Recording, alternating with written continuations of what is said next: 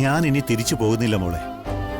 എന്റെ മോളുടെ അടുത്ത് ഞാൻ ഉണ്ടാവണം, കൂടെ മോളും ഉണ്ടാവണം. നീ ഉണ്ടെങ്കിൽ അവൾ ഏത് ലോകത്ത് ജീവിച്ചാലും എനിക്കെന്റെ മോളെ തിരിച്ചു കിട്ടും. അച്ഛനെന്താ ഇങ്ങനെയൊക്കെ പറയുന്നത്? ചേച്ചിക്ക് എന്തെങ്കിലും പ്രശ്നമുണ്ടോ?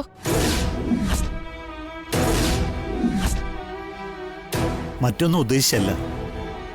അവൾക്ക് സുഖപ്പെട്ടു വരാൻ സമയമെടുക്കില്ലേ? മോളുടെ സാമീപ്യം മതി ശ്രീകുട്ടിയുടെ പകുതി പ്രശ്നം മാറാൻ.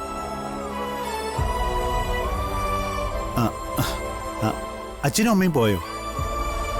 സർജറി കഴിഞ്ഞെന്ന് അറിഞ്ഞപ്പോൾ മുത്തശ്ശനെയും മുത്തശ്ശിയും കാവേരിയപ്പച്ചിയും ദിനേശങ്ങൾ വീട്ടിലേക്ക് കൂട്ടിക്കൊണ്ടുപോയി. മുത്തശ്ശന് തീരെ സുഖമില്ല. അങ്കിളിനെ കാണാൻ ആഗ്രഹിച്ചിരുന്നതാ. അച്ഛനും അമ്മയും ഞാൻ പോയി കണ്ടോളാം. അമ്മൂനെ ഇന്ന് ഡിസ്ചാർജ് ചെയ്തേക്കുമെന്ന് സഞ്ജു പറഞ്ഞു. മോള് വീട്ടിലേക്ക് തന്നെ പൊയ്ക്കോ. ദേ, 1-2 ദിവസത്തെ വിശ്രമം വേണം. ശ്രീകുട്ടിയെ റൂമിലേക്ക് മാറ്റിയിട്ട് വന്നാ മതി. എന്നാ അച്ഛൻ അങ്ങോട്ട് ചെല്ലട്ടെ. പോട്ടെ മോളെ. ശരി എന്നാ. ശരി.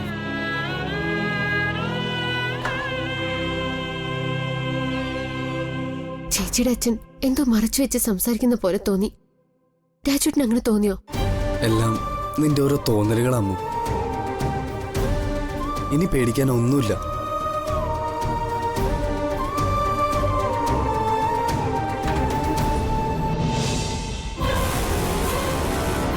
മോളെ,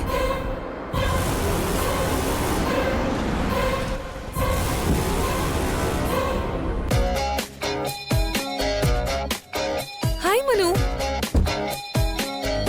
ഹായ് സഞ്ജന. മല്ലികൻറ്റി, ആന്റി കാറിലിരിക്കെ, ഞാൻ മനുവിനോട് സംസാരിച്ചിട്ട് വരാം. ശരി മോളെ. പിന്നെ അറിയാലോ, എന്ത് കാര്യവും മമ്മിയുടെ ചെവിയിൽ എത്തിക്കാൻ ഇവിടെ ആളുകളുണ്ട്. മനസ്സിലായോ?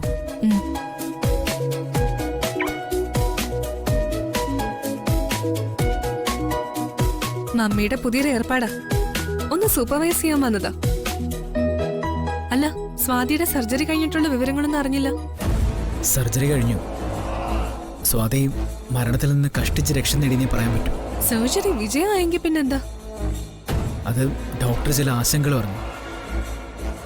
ആശങ്കകൾ എന്ന് പറയുന്നത് സ്വാതി പഴയതുപോലെ നോർമൽ ലൈഫിലേക്ക് മടങ്ങി വരില്ലെന്ന സൂചന. സഞ്ജു പിന്നെ വ്യക്തമായിട്ടൊന്നും പറഞ്ഞിട്ടില്ല. അത് സഞ്ജുവിന്റെ സ്വാതിയുടെ മാരേജ് ലൈഫിനെ ബാധിക്കില്ലേ? മാരേജ് എന്നെ നടക്കാൻ സാധ്യത കാണുന്നില്ല. നിനക്ക് അവനെ വിളിച്ചൊന്ന് സംസാരിച്ചൂടെ? ഇത്തരം സിറ്റുവേഷനിലല്ലേ സുഹൃത്ത് ബന്ധങ്ങളുടെ വില അറിയുന്നത്. എനിക്ക് സ്വാതിയുടെ വിവരങ്ങള് സഞ്ജുവിനോട് വിളിച്ചു ചോദിക്കാൻ ചില ലിമിറ്റേഷൻസ് ഉള്ള കാര്യം മനുവിന് അറിയില്ലേ? പഴയ കാര്യങ്ങളാണ് സഞ്ജുനെ ഉദ്ദേശിക്കുന്നെങ്കിൽ സഞ്ജുവിന്റെ മനസ്സിൽ അങ്ങനെ ഒന്നുമില്ല. അന്നും ഇന്നും അവൻ നീ നല്ലൊരു ഫ്രണ്ടാ.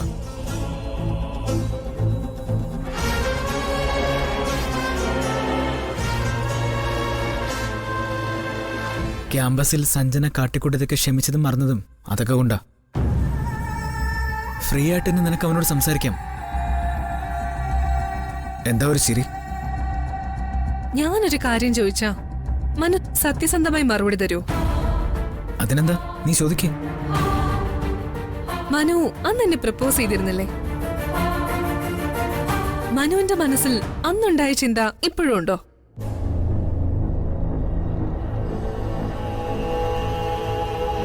നമ്മുടെ ആ കാലവും ഇപ്പോഴത്തെ കാലവും തമ്മിൽ ഒരുപാട് വ്യത്യാസം ഉണ്ടെന്ന് എനിക്കറിയാം. എങ്കിലും ഒരു താല്പര്യത്തിന്റെ പുറത്ത് ചോദിച്ചതാ. അത് പിന്നെ ചില ഇഷ്ടങ്ങൾ കാലം എത്ര കടന്നുപോയാലും മനസ്സിൽ നിന്ന് മാഞ്ഞു പോവില്ല. ഒരു നൊമ്പരമായി അതവിടെ തന്നെ ഉണ്ടാവും. എങ്കിൽ സഞ്ജുവിനോട് എനിക്ക് തോന്നിയ ഇഷ്ടവും മനസ്സിൽ നിന്ന് മാഞ്ഞു പോവില്ല, അല്ലേ മനു? പേരറിയാത്തൊരു നൊമ്പരമായി എന്റെ മനസ്സിൽ കാണും. സത്യസന്ധമായി പറഞ്ഞ മംഗലശ്ശേരി ഗ്രൂപ്പ്സ് ഷെയർ വിൽക്കുന്ന കാര്യമൊന്നും ഞാൻ അറിഞ്ഞിരുന്നില്ല. മമ്മിയും മാനുവലങ്ങളും സംസാരിക്കുന്നത് ഞാൻ കേട്ടു. സഞ്ജുവിന്റെ പേര് കേട്ടപ്പോഴാ ഞാൻ കൂടുതൽ അന്വേഷിച്ചത്. മംഗലശ്ശേരി ഗ്രൂപ്പ്സ് സഞ്ജുവിൻ്റെതാണെന്ന് അറിഞ്ഞതും ഒരു സർപ്രൈസ് തരാനാ ആനിവേഴ്സറിക്ക് വരാന്ന് കരുതിയതും വന്നതും.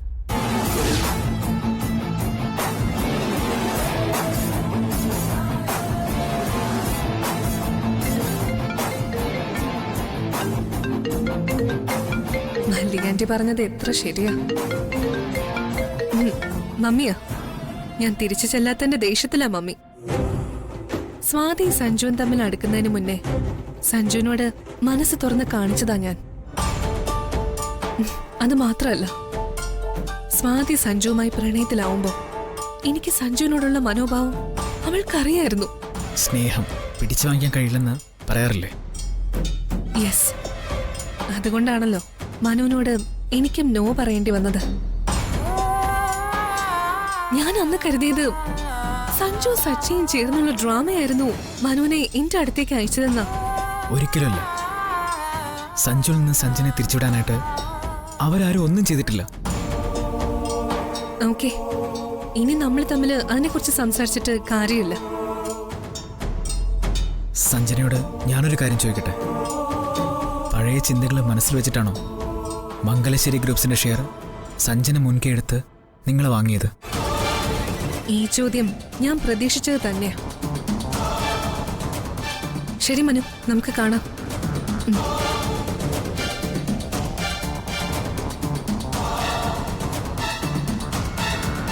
അവളുടെ മനസ്സിൽ ഇപ്പോഴും സഞ്ജു ഉണ്ട്.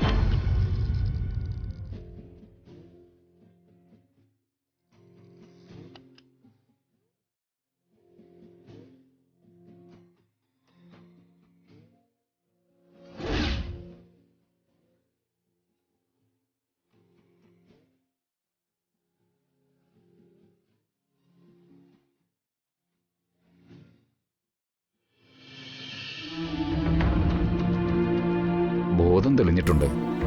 സഞ്ജുവിനെ തിരിച്ചറിയുമെന്നാണ് അറിയേണ്ടത്.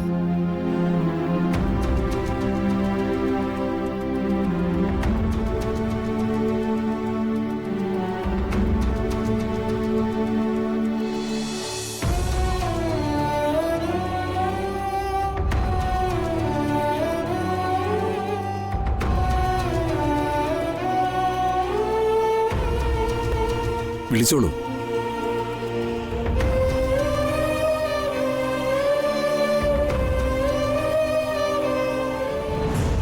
സ്വാതി,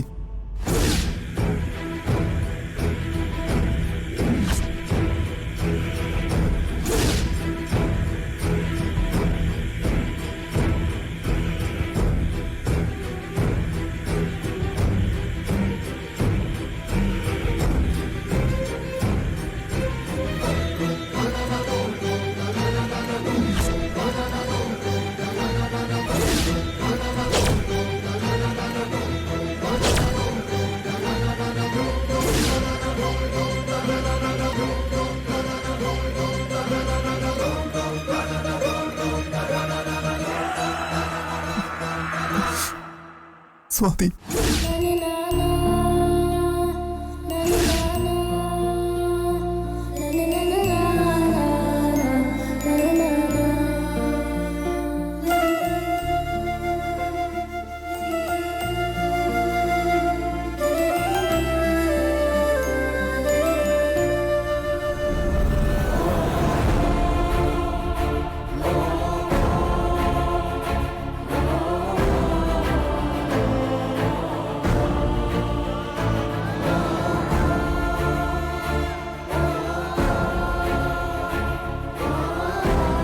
പേഷ്യന്റ് കോമ സ്റ്റേജിലേക്ക് പോകുമെന്നല്ല, അത്തരമൊരവസ്ഥ ഓവർകം ചെയ്തു കഴിഞ്ഞു.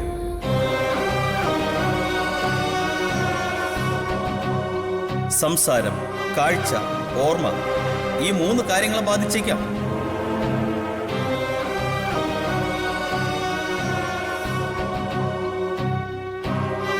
പേഷ്യന്റിനെ ജീവനോടെ തിരിച്ചു കിട്ടുന്നതിനേക്കാൾ വലുതായി വേറെന്താ ഉള്ളത്?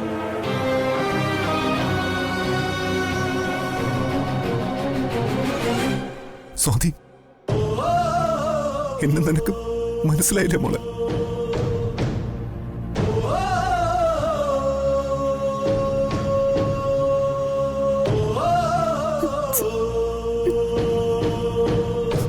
Swathi,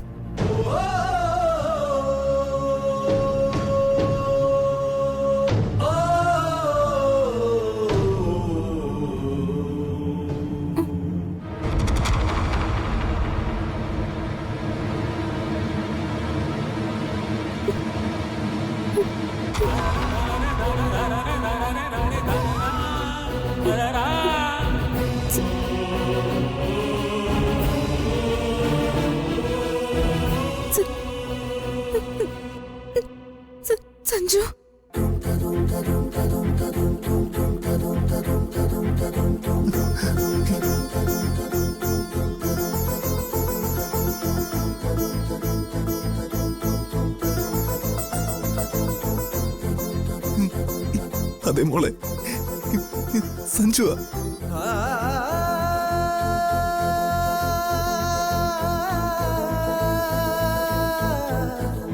thank God. സംസാരിക്കേ. നിന്റെ അച്ഛൻ വന്നതറിഞ്ഞോ? അച്ഛൻ അച്ഛൻ അച്ഛൻ വന്നു സഞ്ജു.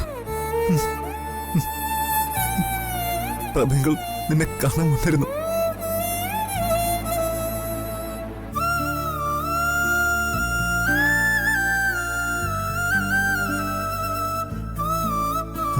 ഓപ്പറേഷൻ കഴിഞ്ഞ ഉടനെ പോസ്റ്റ് ഓപ്പറേറ്റീവ് ഐസിയുവിൽ.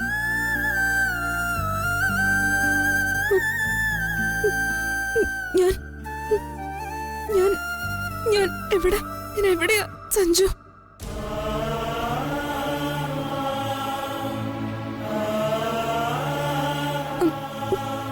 എനിക്ക് അമ്മൂനെ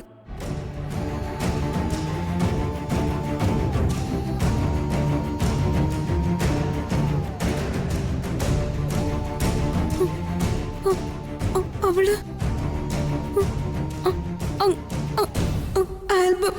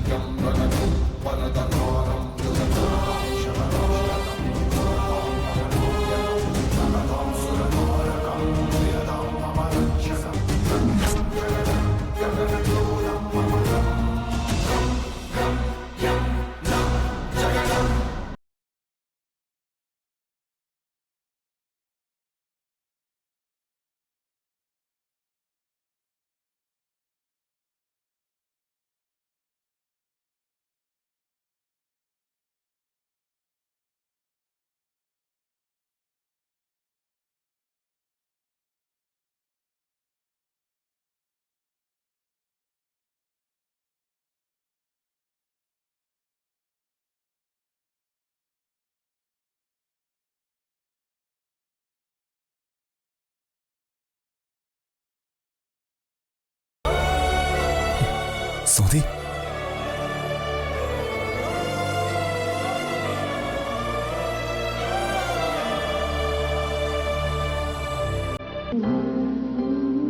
മയങ്ങിക്കഴിഞ്ഞു. വരൂ.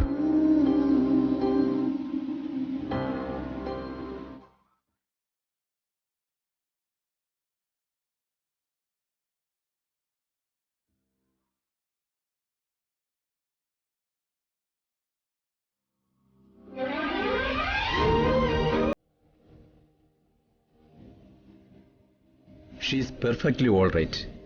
ഇനി ടെൻഷൻ ആവോ ഒന്നുമില്ല. ഞാൻ രാമോഹൻ സാറിനെ ഒന്ന് അറിയിക്കട്ടെ? Thank you doctor. ആ.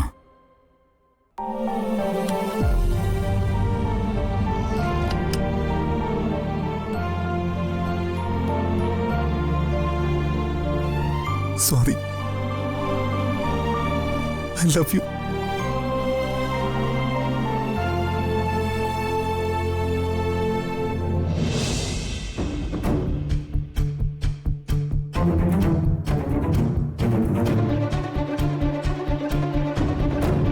പ്രഭേ, എനിക്ക് സംസാരിച്ചേ തീരും. ഡിവോഴ്സാ പ്രഭയ്ക്ക് വേണ്ടതെങ്കിൽ ഞാൻ അതിന് തടസ്സം പറയില്ല. പക്ഷേ എനിക്ക് പറയാനുള്ളത് പ്രഭ കേൾക്കണം. നിനക്കിനി എന്ത് യോഗ്യതയുള്ളത്? നിന്നിലെ ഞാൻ അർപ്പിച്ച വിശ്വാസം നീ ഇല്ലാതാക്കി കളഞ്ഞു. എനിക്ക് കേൾക്കാനൊന്നുമില്ല. ഏകപക്ഷീയമായി പ്രഭ സംസാരിക്കരുത്. മറ്റൊരാൾക്ക് സംസാരിക്കാനുള്ള അവസരം കൊടുത്തു വേണം സ്വന്തം ഭാഗം ന്യായീകരിക്കാൻ. കൊലക്കുറ്റം ചെയ്ത പ്രതിക്ക് പോലും കോടതി അത് അനുവദിച്ചു കൊടുക്കാറുണ്ട്. മകളുടെ കല്യാണത്തെക്കാൾ വലുത് ജോലിയാണെന്ന് കരുതിപ്പോയ ആളാ താനെന്ന കാര്യം പ്രഭ മറക്കണ്ട. മങ്കരശ്ശേരിയിലേക്ക് ഞാൻ മോളെ കൊണ്ട് പോയതിന് കാരണമുണ്ടായിരുന്നു. അത് ശ്രീദേവിയുടെ പകരം വീട്ടാനല്ല. സഞ്ജുവിന്റെ വിവാഹം നടന്നെന്ന് അവരൊക്കെ വിശ്വസിക്കുമ്പോ ഞാൻ എന്ത് സമാധാനത്തിലാ എന്റെ വീട്ടിൽ കഴിച്ചു കൂട്ടേണ്ടത്? സഞ്ജു താലി കെട്ടിയത് ശ്രീകുട്ടിയാണെന്ന് അച്ഛനും ശ്രീദേവിയും വിശ്വസിക്കുന്നു. അങ്ങനെയൊന്നും നടന്നിട്ടില്ലെന്ന് നമ്മുടെ മോളും പറയുന്നു. പ്രഭേ, ഒരമ്മയുടെ ഉത്കണ്ഠ കൊണ്ടാ ഞാൻ അങ്ങോട്ട് പോയത്.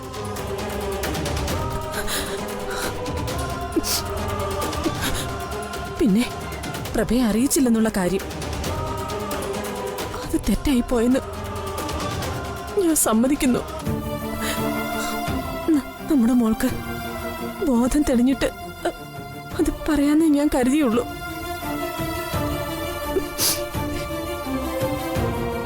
പ്രഭയ്ക്കത് താങ്ങാൻ കഴിയില്ലെന്ന് ഞാൻ കരുതിയത്. പ്രഭേ, നിങ്ങളെ ഞാൻ അറിഞ്ഞതുകൊണ്ടാ. പ്രഭയൊന്ന് മനസ്സിലാക്ക്, സംഭവിച്ചതൊന്നും എന്റെ തെറ്റുകൾ കൊണ്ടല്ല. എങ്ങനെയാ ഇത് സംഭവിച്ചതെന്ന് നീ ഇപ്പോഴും മനസ്സിലാക്കുന്നില്ല. മറ്റുള്ളവരോടുള്ള നിന്റെ വെറുപ്പ്, നിന്റെ തെറ്റുകുറ്റങ്ങൾ മറ്റുള്ളവരുടെ തലയിൽ കെട്ടിവെക്കാൻ നീ ശീലിച്ചു പോയതാ. അമ്മു എന്ത് തെറ്റ് ചെയ്തു? അവളെ നീ ഹോസ്പിറ്റലിൽ നാട്ടി ഓടിച്ചു. നിന്റെ മകളെ ഐസിയുവിൽ കിടക്കുന്നത് പോലും നീ മറന്നു. അവിടെയും വെറുപ്പിന് നീ മുൻതൂക്കം കൊടുത്തു. ആ പെണ്ണൊരു ഒഴിയാബാധയായി ശ്രീകുട്ടിയെ ബാധിച്ചതുകൊണ്ടല്ലേ അതൊക്കെ സംഭവിച്ചത്. അപ്പ കാരണക്കാരി അവളല്ലാതെ ആരാ? ശ്രീകുട്ടി എങ്ങനെ ഇപ്പൊ ജീവിതത്തിലേക്ക് തിരിച്ചു വന്നെന്ന് നിനക്കറിയാവോ?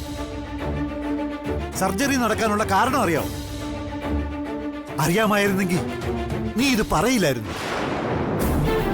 കൈഞ്ഞരമ്പ് മുറിച്ച് അമ്മു ശ്രീകുട്ടിയുടെ അടുത്തെത്തിയത് ഈശ്വരൻ കാണിച്ച കരുണ. ആ നിമിഷം വരെ ശ്രീകുട്ടിക്ക് ഒരു പ്രതികരണവും ഇല്ലായിരുന്നു. ഡോക്ടർ വന്നാലും പേഷ്യന്റിന് റെസ്പോൺസ് ഇല്ലെങ്കിൽ സർജറി നടക്കില്ലെന്ന് ഡോക്ടർ വിധി എഴുതിയ അത് എഴുതിയതാ. എന്നുവെച്ചാ നമ്മുടെ മകളും മരണത്തിന് കീഴടങ്ങുമെന്ന്. ഇന്നലെ രാത്രി അത് സംഭവിക്കുമെന്ന് ഡോക്ടർക്ക് അറിയാമായിരുന്നു.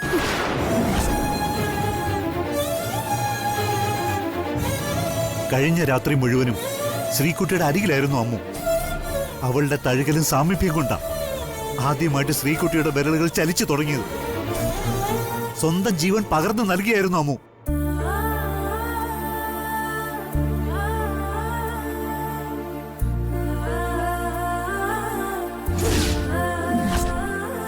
അമ്മു ഐസിയുവിൽ എത്തിയില്ലായിരുന്നെങ്കിൽ എനിക്ക് കാണേണ്ടി വരുന്നത് എന്റെ മോളുടെ മരവിച്ച ശരീരമാവുമായിരുന്നു.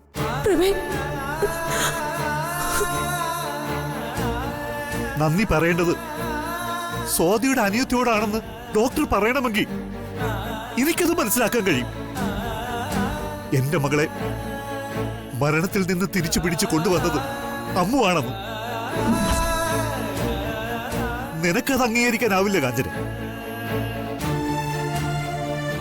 നിന്റെ മനസ്സിൽ ഇപ്പോഴും ഇരുട്ടാ. സർജറി കഴിഞ്ഞിട്ട് ഡോക്ടർ പറഞ്ഞത് ഓർമ്മശക്തിയോ കേൾവിയോ സംസാരശേഷിയോ നഷ്ടപ്പെടാൻ സാധ്യതയുണ്ടെന്നാ.